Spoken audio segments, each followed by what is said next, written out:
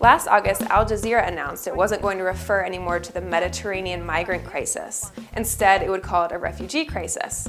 And more than 72,000 people have now signed a change.org petition, urging the BBC to use the correct term refugee crisis instead of migrant crisis. So is there a difference between them, and does it matter? The short answer is yes, there is a difference and it matters. I want to say the terms have distinct meanings, although there is some gray area. But confusing them completely leads to problems for that respective population. Refugees are persons fleeing armed conflict or persecution. There were 19.5 million of them worldwide at the end of 2014, according to UNHCR. Their situation is so perilous that they cross national borders to seek safety in nearby countries and become recognized as refugees with access to assistance from states and aid organizations. An important piece of this is that refugees are protected by international law, specifically the 1951 Refugee Convention. But the terms asylum seeker and refugee are often confused. An asylum seeker is someone who says he or she is a refugee but whose claim hasn't been evaluated.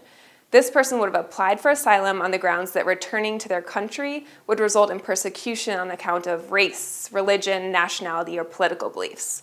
Someone is an asylum seeker for as long as their application is pending. Basically, not every asylum seeker will be recognized as a refugee, but every refugee is initially an asylum seeker. A vital part of being recognized as a refugee is Refugee Status Determination, or RSD. This is a legal process that governments or UNHCR use to determine whether a person seeking international protection is considered a refugee under international, regional, or national law.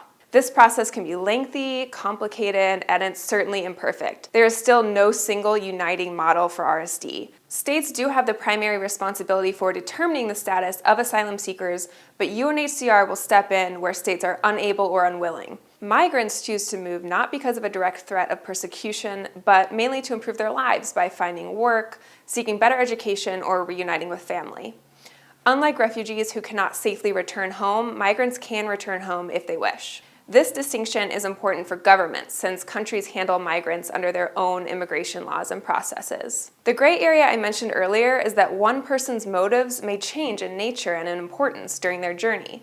So categorizing individuals as economic migrants or asylum seekers can't always reflect that complex reality of people's experience of migration. But back to Europe and the large numbers of people arriving by boat in Greece, Italy, and elsewhere. Are they refugees or are they migrants? The truth is they're a mix of both. Refugees and migrants is probably the best way to refer to movements of people by sea or in other circumstances where both groups may be present. Look out for coverage of migrants, refugees, and asylum seekers in Devex's upcoming campaign Across Borders.